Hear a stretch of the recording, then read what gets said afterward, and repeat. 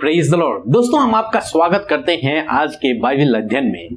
और आज हम बाइबल का अध्ययन करेंगे मरकुस रचित सुसमाचार उसका 11 अध्याय 20 से 26 पद तक, जहां पर कुछ इस प्रकार से लिखा है। यदि आपके पास बाइबल है तो आप मेरे साथ में अपनी बाइबल को खोल लीजिए और वहां से पढ़िए। यदि आपके पास बाइबल नहीं है तो आप अपने फोन में भी देख सकते हैं। फिर भोर को जब वह उधर से जाते थे तो उन्होंने उस अंजीर के पेड़ को जड़ तक सूखा हुआ देखा। आमीन। दोस्तों, यहाँ पर कुछ इस प्रकार से हुआ जब प्रभु यीशु मसीह ने मंदिर से सब लोगों को बाहर निकाल दिया, उन डाकुओं को, उन लुटेरों को मंदिर से बाहर निकाल दिया। उसके बाद सांझ हुई और शाम को यीशु मसीह फिर से वापस जा रहे हैं बतनिया को। और जिस पेड़ को उन्होंने श्राप दिया था उस पेड़ की ओर जब उन्होंने देखा तो क्या पाया कि वो पेड़ जो कल हरा भरा था आज पूर्ण रूप से सूखा हुआ है। लिखा है जड़ तक वो सूख गया है। उसके पत्ते ही नहीं सूखे हैं बल्कि जड़ तक वो सूख गया है। तब प्रभु यीशु मसीह उस पेड़ से अपने चेलों को शिक्षा देते हैं। आगे देखते हैं क्या हुआ। पतरस को वह बात स्मरण आई और उसने उससे कहा, हे रबी, देख, ये अंजीर का पेड़ जिसे तूने श्राप दिया था सूख गया है।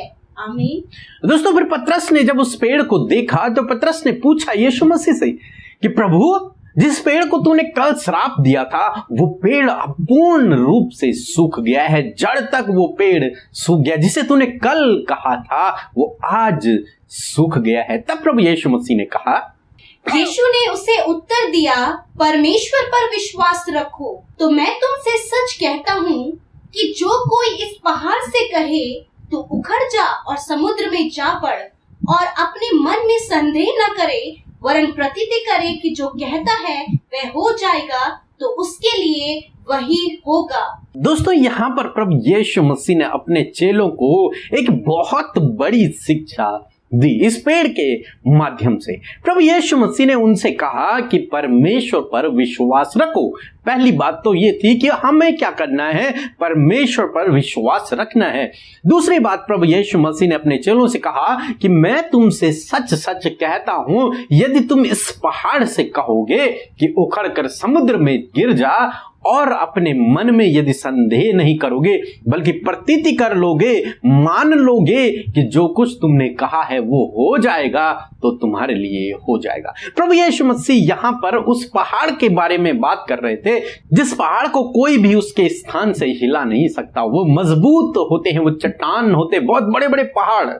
उस पहाड़ के बारे में प्रभु यीशु मसीह यहाँ पर बातचीत कर रहे हैं कि यदि तुम इस पहाड़ से कहोगे कि उखड़ कर समुद्र में गिर जा और अपनी बात पर, जो बात तुमने कही है, यदि तुम उस पर संदेह नहीं करोगे, मतलब शक नहीं करोगे अपने मन में और मान लोगे कि जो कुछ तुमने कहा है, विश्वास कर लोगे कि जो तुमने कहा है वैसा ही हो जाएगा, तो वो तुम्हारे लिए हो जाएगा। यानी कि वो पहाड़ वास्तव में उखड़ कर समुद्र में चला जाएगा यदि तुम अपनी बात पर विश्वास करोगे, यदि तुम अपने मन में संदेह नहीं करोगे। फिर प्रभु यीशु मसीह ने उन्हें प्रार्थना के विषय में सिखाया।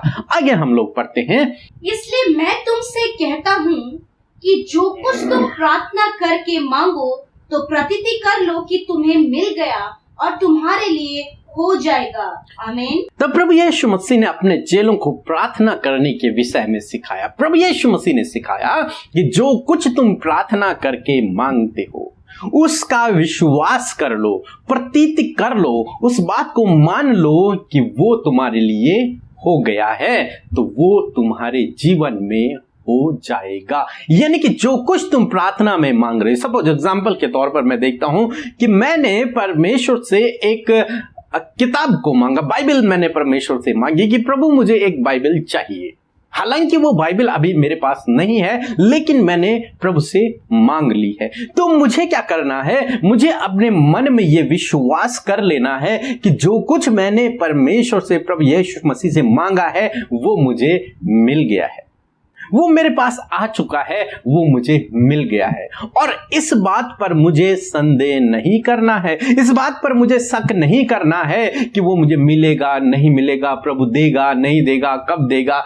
इन पर मुझे संदेह नहीं करना, मुझे बस विश्वास कर लेना है, मुझे उस बात को मान लेना है कि मुझे वो चीज मिल गई है जो मैंने प्रभु से मांगा है, तो वो तुम्हारे लिए हो जाएगा। प्रभु यीशु मसीह कह रहे हैं कि वो तुम्हारे लिए हो जाएगा। सपोज एक उदाहरण देकर मैं और समझाता हूं। मानो आप यदि बेरोजगार हैं, आपके पास कोई रोजगार नहीं है, तो आज इसी समय जब आप इस प्रार्थना को सुन रहे हैं, इस वचन को सुन रहे हैं, इसी समय आप प्रभु यीशु मसीह से मांग लीजिए, प्रभु मुझे एक अच्छी नौकरी चाहिए। अब आज से आप इस बात पर विश्वास कर लो, इस बात को अपने मन में मान लो कि आपको अच्छी जॉब मिल गई है। बस आपको ये मान लेना है, ये अपने मन में ठान लेना है कि आपको एक अच्छी जॉब मिल गई है। और जिस घड़ी आप ये मान लेते हैं, फिर आपको उस पर संदेह नहीं करना। अब आपको कब जॉब मिलेगी, कौन सी मिलेगी, कैसी मिलेगी, इन सब बातों को छोड़कर संदेह नहीं करना है कि प्रभु देगा कि नहीं देगा। इन सब बातों को छोड़कर आपको केवल विश्वास से ये ग्रहण कर लेना है कि मुझे जॉब मिल गई है।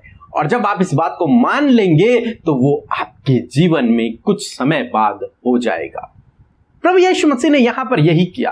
प्रभु यीशु मसीह ने आज उस अंजीर के पेड़ को श्राप दिया और वहां से चले गए। यानी कि प्रभु यीशु मसीह ने मन में विश्वास कर लिया कि जो कुछ मैंने इस पेड़ से कहा है वो इसके जीवन में हो जाएगा। और जब प्रभु यीशु मसीह दूसरे दिन वहां वापस आए, तब उन्होंने देखा कि वो पेड़ पूर्ण रूप से सूख गए। तभी प्रभु यीशु मसीह ने यह शिक्षा दी कि तुम भी इसी प्रकार से करना जिस प्रकार से मैंने किया। तुम भी किसी बात को जब कहो या फिर जब तुम प्रार्थना करो, तो अपने मन में उस बात को मान लो कि वो तुम्हारे लिए हो गया है और संदेह न करो, तो वो तुम्हारे जीवन में हो जाएगा। दोस्तों, आशा करता हूं कि आप इस बात को समझ रहे होंगे कि मैं क्या कहना चाह रहा हूं। यदि आपकी शादी नहीं हुई है तो आज ही आप इस बात को प्रभु यीशु मसीह से प्रार्थना करके मांगे कि मुझे एक अच्छा जीवन साथी दें, और इस बात का आप विश्वास कर ले, अपने जीवन में मान ले कि मुझे एक अच्छा जीवन साथी मिल गया है, और संदेह न करें। कब मिलेगा, कैसा मिलेगा, उन सब बातों को छोड़कर संदेह न करें और वो आपके जीवन में हो जाएगा। आपको केवल विश्वास में बने रहना है कि मैंने जो कुछ प्रभु से मांगा है वो मुझे देगा, उसने दे दिया है। फिर हम आगे देखते हैं आगे क्या हुआ। और जब कभी तुम खड़े हुए प्रार्थना करते हो, तो यदि तुम्हारे मन में किसी के प्रति कुछ विरोध हो तो क्षमा करो, इसलिए कि तुम्हारा स्वर्गीय पिता भी तुम्हारे अपराध क्षमा करे। यदि तुम क्षमा नहीं करो तो तुम्हारा स्वर्गीय पिता जो स्वर्ग में है तुम्हारे अपराध क्षमा ना करेगा। आमीन। दोस्तों, फिर यहां पर प्रभु यीशु मसीह ने एक और शिक्षा को यहां पर दिया कि जब तुम प्रार्थना करो, यदि किसी के विरोध में तुम्हारे मन में कुछ है तो उस व्यक्ति को क्षमा कर दो। यदि किसी ने तुम्हारे विरोध में अपराध भी किया हो और तुम्हारे मन में वो बात है तो उस व्यक्ति को क्षमा कर दो, तब तुम प्रार्थना करो।